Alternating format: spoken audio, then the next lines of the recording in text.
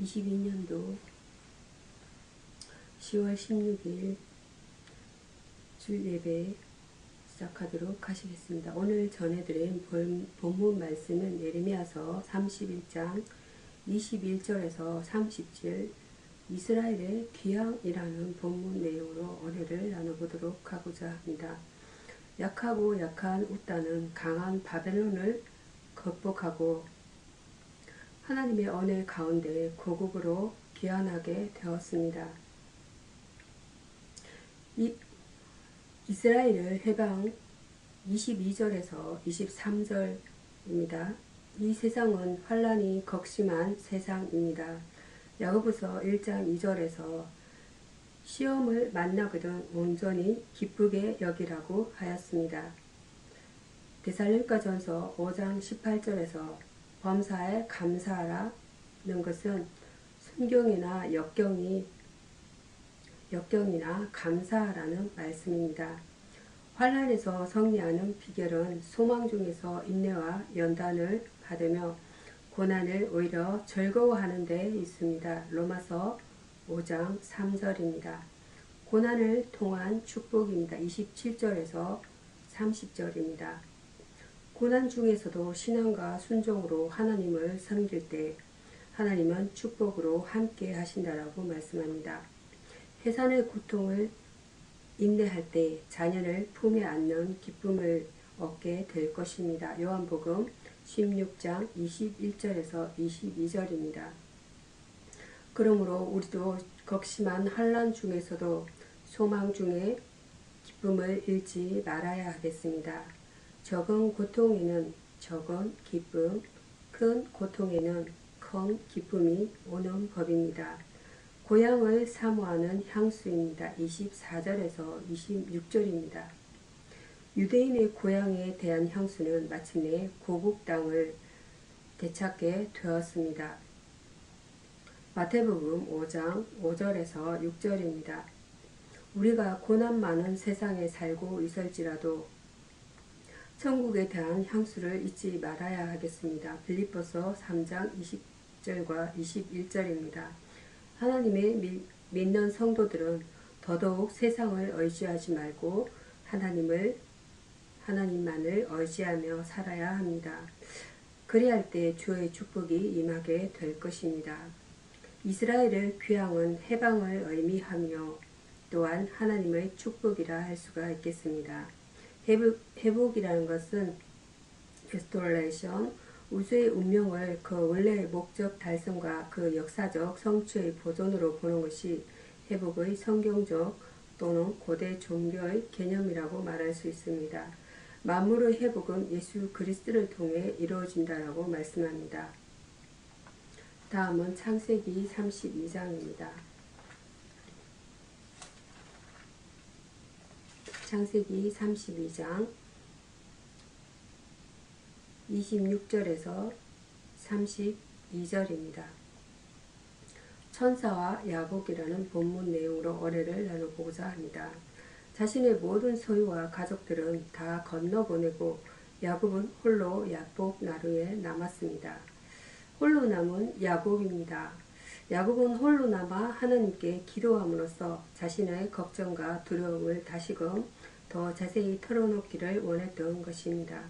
야곱이 한두 뼈가 위골되고 나서 축복을 구한 것을 볼 때 홀로 남은 이유는 에스를 두려워한 나머지 도망가고 싶은 마음도 있었던 것 같습니다. 그렇다면 이 축복은 하나님의 크신 은혜라 할 수가 있겠습니다. 항복하는 야곱입니다. 야곱은 아직까지 베델의 하나님, 마하나임의 하나님을 신뢰하기보다는 자기의 인간적인 힘과 죄를 더욱더 믿고 있었습니다. 주의 사자가 환도뼈를 부러뜨림으로써 야곱을 꺾으신 것입니다. 자신의 모든 능력을 포기하고 오직 주의 사자만 붙들고 간구함으로써 하느님으로부터 축복을 받고 문제를 해결한 것입니다.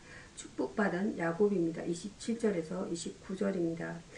이름을 부여하는 행위는 소유권 내지는 통치권을 뜻한다라고 말씀합니다. 여기서 속여 빼앗는 자란 뜻의 야곱이란 이름이 하나님의 방백이란 뜻을 이스라엘로 바뀐 것은 인간적 실패의 이름이 영적 성리의 이름으로 축복받은 것을 뜻하며 베델 언약에 건거하여 야곱이 실질적 언약의 실을 인정하는 축복이었습니다. 성도는 이러한 문제를 만나든지 기도로서 해결해야 할 것입니다. 기도가 믿음의 표현이기 때문이라는 것입니다. 기도라는 것은 테필라 프로스케 생활 가운데서 일어날 여러가지 상황에 대처해서 신자들이 취하는 하나님과의 교제의 행태를 말한다라고 말씀합니다. 기도의 중심 요소는 찬양과 간구입니다. 다음은 시편 119편입니다.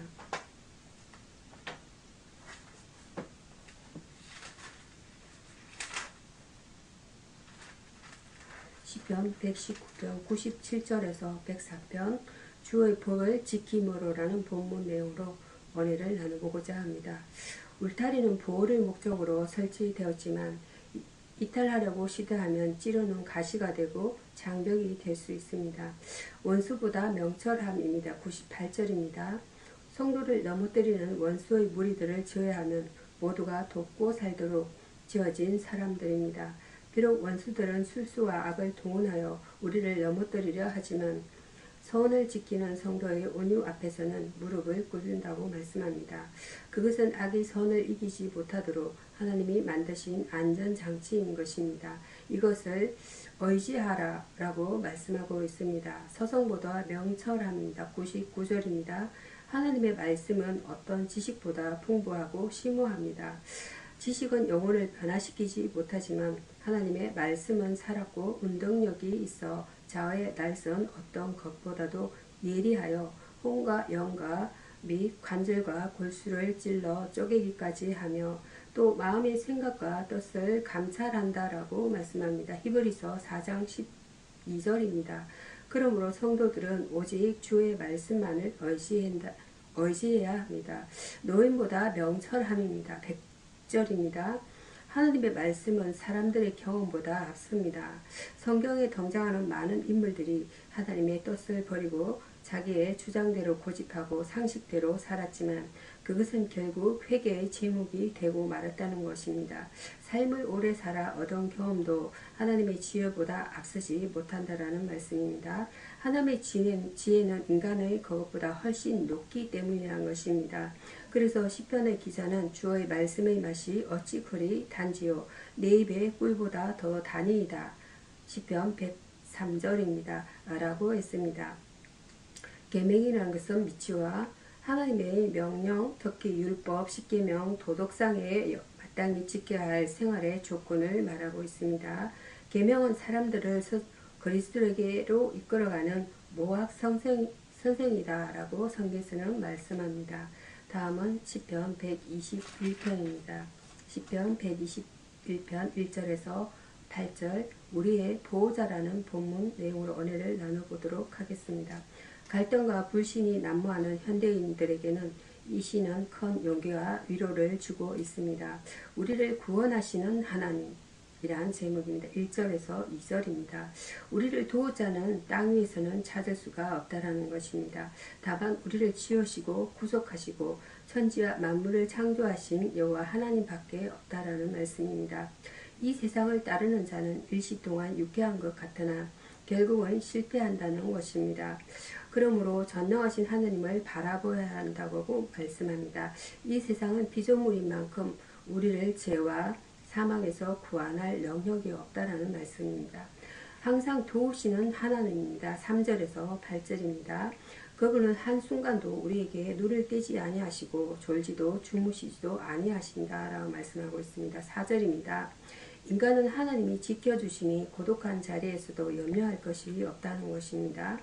성도를 지키시다가 중단하는 법이 없으니 어찌 기쁜 일이 아닌가. 그는 항상 깨어 계셔서 우리를 지키신다라고 말씀하고 있습니다.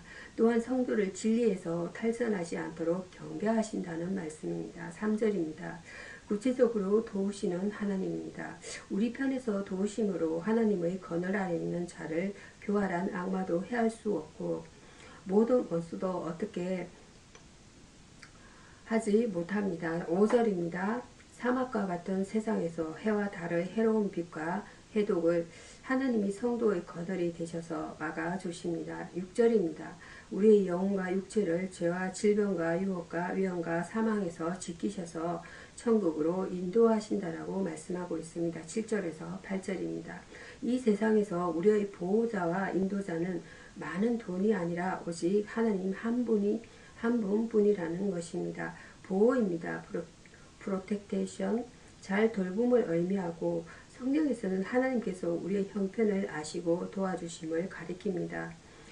하나님은 항상 그 자녀들을 잊지 않고 눈동자처럼 지켜 보호하고 계신 분이시라는 것입니다.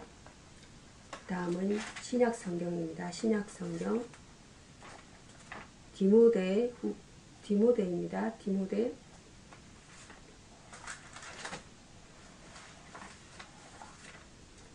후서입니다. 디모데 후서 3장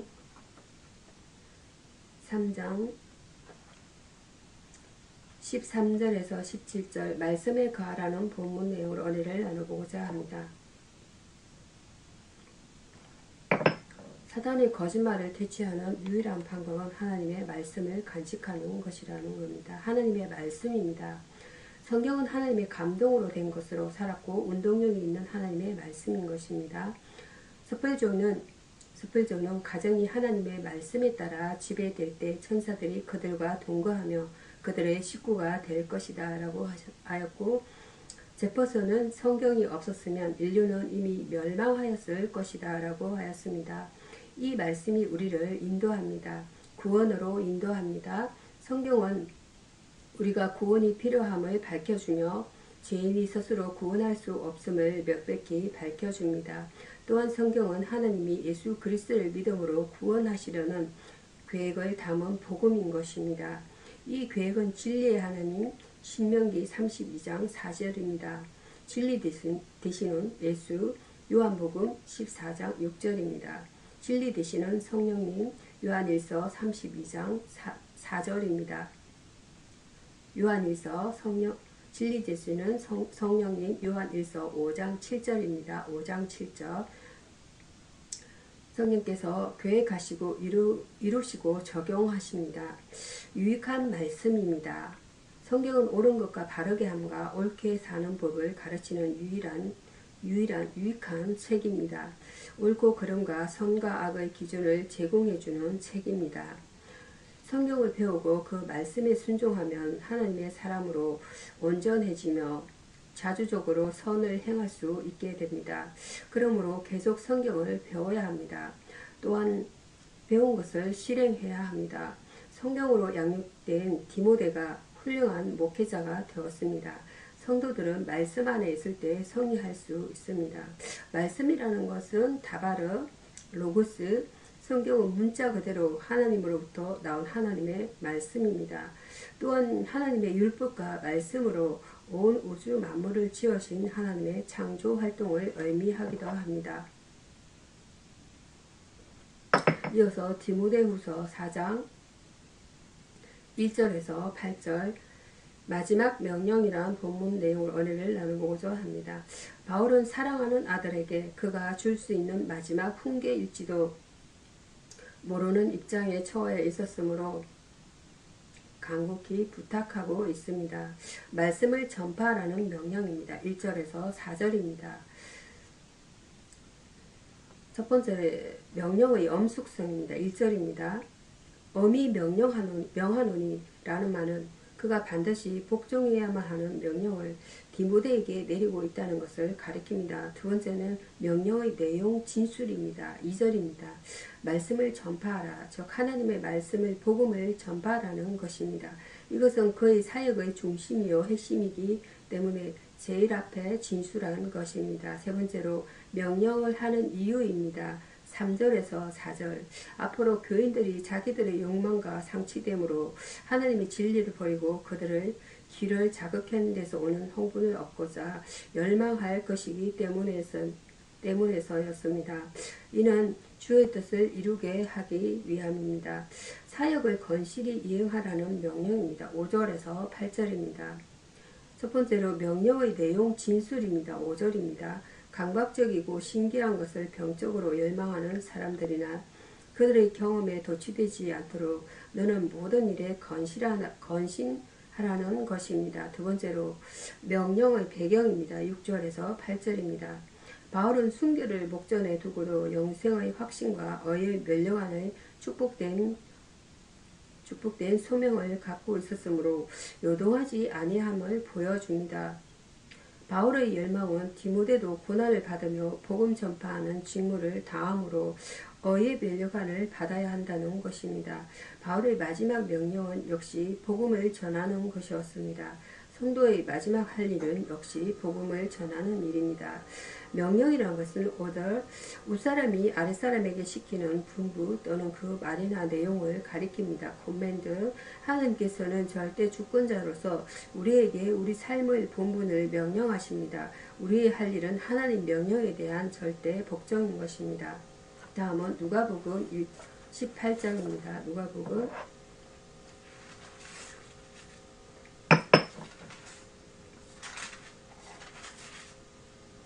누가복음 18장 1절에서 8절 기도의 원리라는 본문 내용으로 은혜를 나눠보도록 하겠습니다. 본문에서 주님께서는 비유를 들어 기도에 대한 교훈을 하셨습니다. 이 비유를 통해 기도의 원리를 살펴보도록 하겠습니다. 항상 기도해야 됩니다. 1절에 이 비유와 동기를 항상 기도하고 낭만치 말아야 될 것을 가르치기 위하여라고 했습니다. 기도는 영혼의 호흡이므로 기도의 교훈에는 언제나 다음과 같은 부사가 따릅니다. 항상 기도하고 누가복음 18장 1절입니다. 무시로 기도하라. 에베소서 6장 18절입니다. 쉬지 말고 기도하라. 데살로니가 전서 5장 17절입니다. 사무엘상 12장 23절에는 기도하기를 쉬는 것은 죄라고 하셨습니다. 간절히 기도해야 됩니다. 이 비유에서는 기도의 간절성을 과거의 원한으로 비유하고 있습니다. 이 원한은 악한 의미에서의 원한이 아니고 마음에 맺힌 한과 같은 간절한 소원을 말합니다. 사무엘상 1장 15절과 16절에 한나의 기도에 대하여 원통한 심정을 하나님께 통했다고 했습니다. 기도는 쉬지 말고 항상 할 뿐 아니라 간절히 기도해야 하는 것입니다. 깨어 기도해야 됩니다. 이 교훈을 하시고 주님은 단식하시기를 그러나 인자가 올 때에 세상에서 믿음을 보겠느냐라고 하셨습니다. 이 말씀은 말세의 신자들의 믿음이 떨어질 것을 말씀하신 것인 동시에 가장 기도가 요구되는 말세 지말인 재림 직전에 깨어 기도하는 사람을 찾아보기 어려울 것을 미리 아시고 탄식하신 말씀입니다. 마귀는 우는 사자와 같이 사납고 우리는 약합니다. 해결책은 기도밖에 없는 것입니다. 기도는 테필라 프로시케 생활 가운데에서도 일어나는 여러가지 상황에 대처해서 신자들이 취하는 하나님과의 교제의 한 형태를 말합니다. 기도의 중심 요소는 찬양과 간구인 것입니다. 말씀을 마치도록 하겠습니다. 기도하심으로 말씀을 마치도록 하겠습니다. 하나님 아버지, 저를 하나님의 백성으로 삼으신 것을 감사드립니다. 제게 들려주신 이 천국 복음을 제가 듣고 지켜 결실하는 자가 되게 하여 주옵소서. 혹 교만하여 말씀을 듣기는 듣지만 교만, 편견, 인간적인 생각 등으로 사단에게 말씀을 빼앗기지 않도록 지켜 주옵소서. 겸손하고 진실된 마음으로 말씀을 공부하고 깊이 새겨 끝까지 믿음으로 살게 하여 주옵소서. 복음 역사를 위해서라면 기꺼이 희생과 섬김의 태도를 가지게 하옵소서. 사랑의 주님, 예수님의 보배로운 피로 저를 예수님의 참 가족이 되게 하신 것을 감사드립니다. 제가 육신의 가족보다 하나님의 말씀을 쫓아 사는 믿음의 사람들을 더 사랑할 수 있게 하옵소서. 저로 어떤 형편 가운데서도 믿음으로 사는 예수님의 참 가족이 되게 하옵소서. 한 생명을 천하보다 귀히 여기시는 주님, 오늘날 조직과 물질 위주의 사회에서 생명의 존엄성이 형편없이 땅에 떨어졌나이다.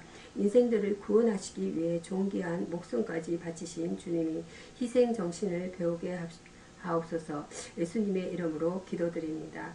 아멘. 감사합니다.